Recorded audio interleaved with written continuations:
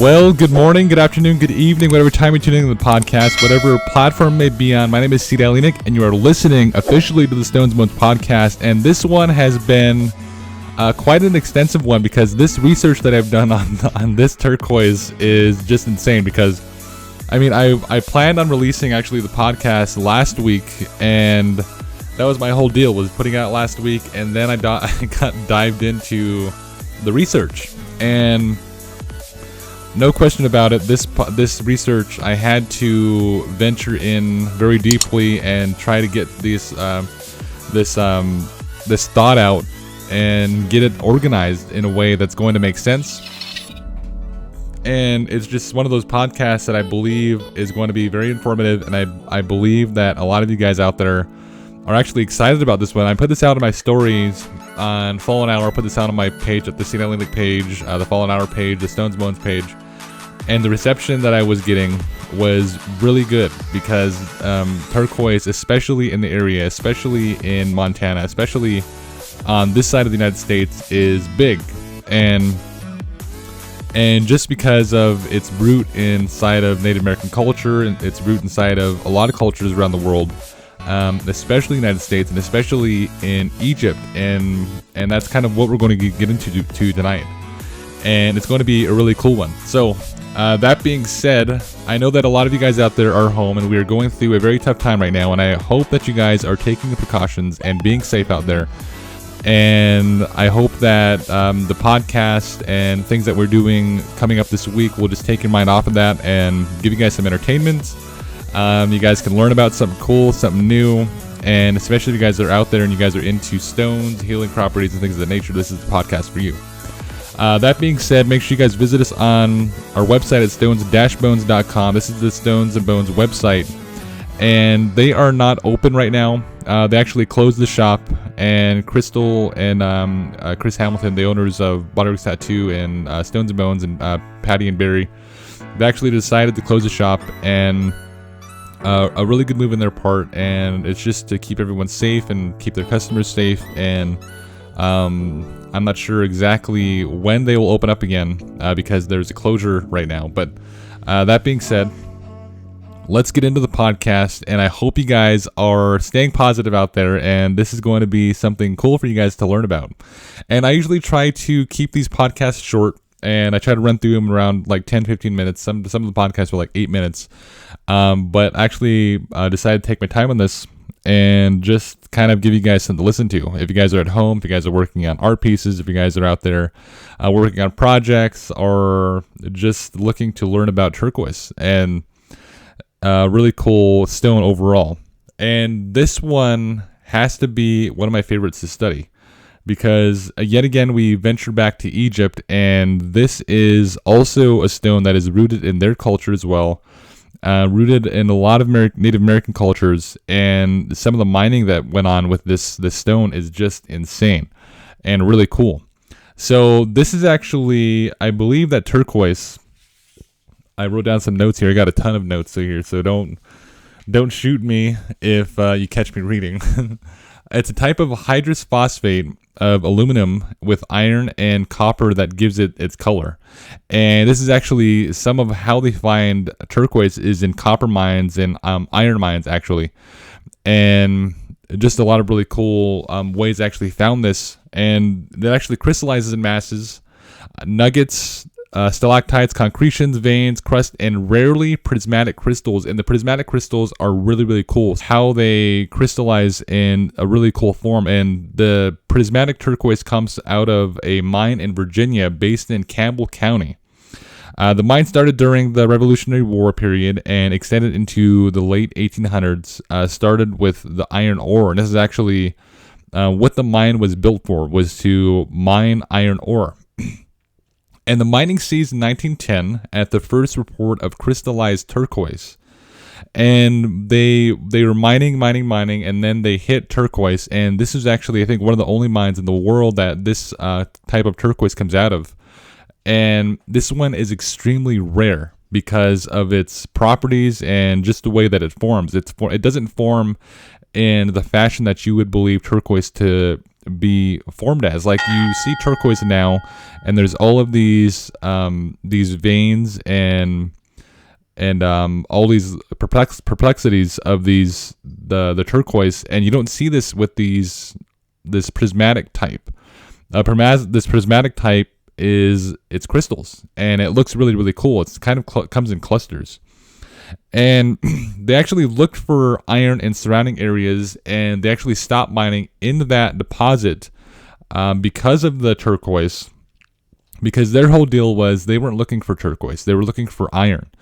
And I believe they stopped, and that's as far as my research took me on that one, because I actually Googled this, and it took me to this website, and it had, I don't know, it just told me that I couldn't go any further with the research unless I was to put in my email and things of that nature.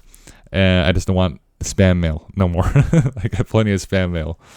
And yeah, that's as far as they went. I don't believe they actually went back to the mine and started mining there again. You guys, if you guys are from the area in Campbell County, Virginia, make sure you correct me on this. But just a really, really cool type of turquoise overall. And this is not the only type of turquoise. There is many turquoise around the world, and especially around the United States. There's plenty of turquoise in the United States. And just a really, really cool stone overall. And the color range on these isn't just turquoise, and it isn't just like a baby blue. The color range is, for the non-crystallized type, is a light blue, dark blue, blue-green, apple green, green, and green-gray. The crystallized turquoise is usually a bright blue. And I believe I've read stories about them finding, actually, it's almost like quartz, and it has hints of the turquoise in it.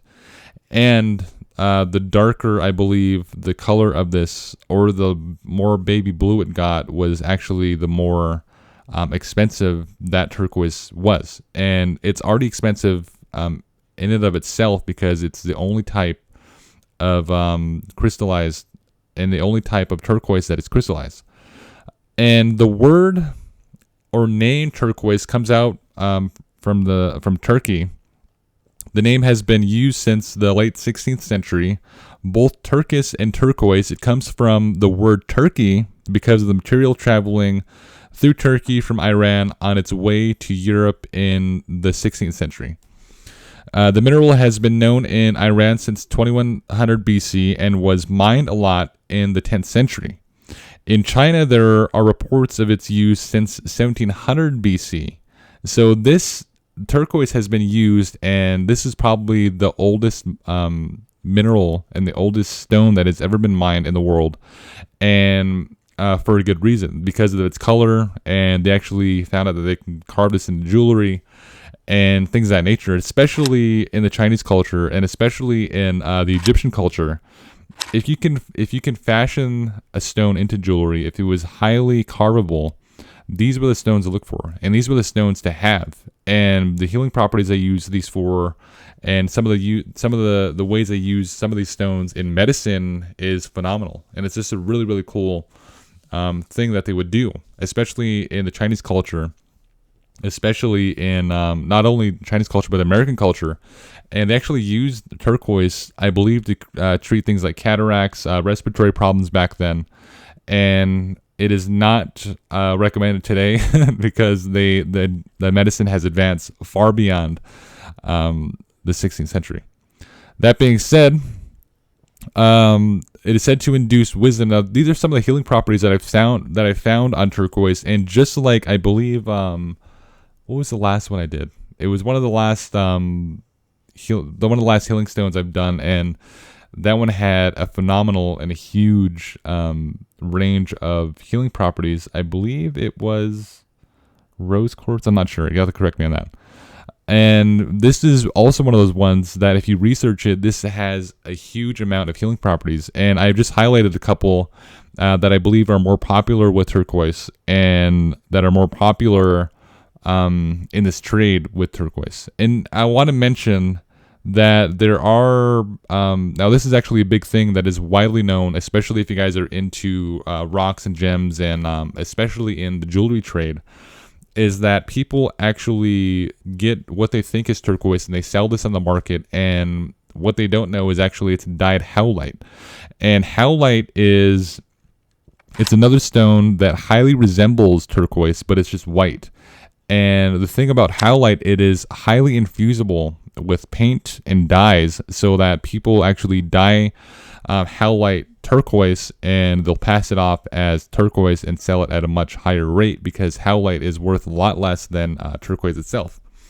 And I believe that there are white turquoises out there. I am not too sure. Actually, didn't get that far into the research. I was going to, and I decided to just let's do the podcast. If I give the wrong facts on it, I'll go back and correct that. But now the healing properties on this are really cool. It's said to induce wisdom and understanding, also said to enhance trust, and people actually use this, like I mentioned in the past. They actually use this for healing properties, like actual medicine with respiratory problems, cataracts, with their sight, healing bones in the body. It's just a really cool way that turquoise is used back then. Turquoise has been used by Native American shamans to initiate rain, and this is probably one of the biggest things, especially in the United States, is turquoise incorporated into the Native American culture. And this is huge because of some of the most beautiful pieces of jewelry in the world come out from turquoise is in the Native American culture. And not only just the stuff they make out of turquoise, it's just all these other cool things. I know my wife beads, and she beads a lot of really cool stuff too as well. And just some of the jewelry coming out of Native American culture is phenomenal. And the spike of that in the past couple of years is truly awesome to see, because of all these entrepreneurs coming out and making really cool jewelry. And also some of the people who have taken turquoise, and also those people who are making jewelry and who are crafting their own silver and things of that nature. I'm actually friends with a couple of these people on Facebook who craft silver and jewelry pieces, and it's really cool to see. Now, that being said, turquoise has been used by Native Americans, shamans, to initiate rain. They would take turquoise and they would throw it in the river, and they would actually hold the turquoise under running water or flowing water, and it was said that this was to initiate rain, and something that is called cloud busting. And cloud busting is, now this was used especially in the United States, especially with the Native Americans, and they would actually believe that holding turquoise in the water, using turquoise in their ceremonies, would actually initiate rain, and with these cultures. And just some of the things that that was done with turquoise is really fascinating. And if you guys are born in December, I know I have a brother born in December. He's actually born on Christmas, so he actually got more gifts than the average. But he's actually born on Christmas. But this is actually a December birthstone, and it is a gift for the 5th and the 11th wedding anniversary. And every time I come across one of these stones that are said to be a gift for the 11th wedding anniversary, for the 12th wedding anniversary, for the 5th wedding anniversary, this is for the 5th and the 11th wedding anniversary. And I have yet to understand why that is, and I've yet to understand why that they attribute these stones to wedding anniversaries in general. But it's just a really cool thing to see. And every time I try to research that, I can't really find too much on it. But yeah, these are a December birthstone. And being one of the first gemstones ever mined, this mineral is rooted in many cultures around the world, especially in Egypt, especially in Iran. I know that these come out of Tibet. Could have been mined as far back as 6000 BC in Egypt's Sinai Peninsula, and used in Egyptian jewelry for thousands of years, buried fine pieces with their dead. And this is actually a really cool thing to mention, because especially in Egypt was one of these places. I mean, the pharaoh knew about a lot of these minerals around his kingdom.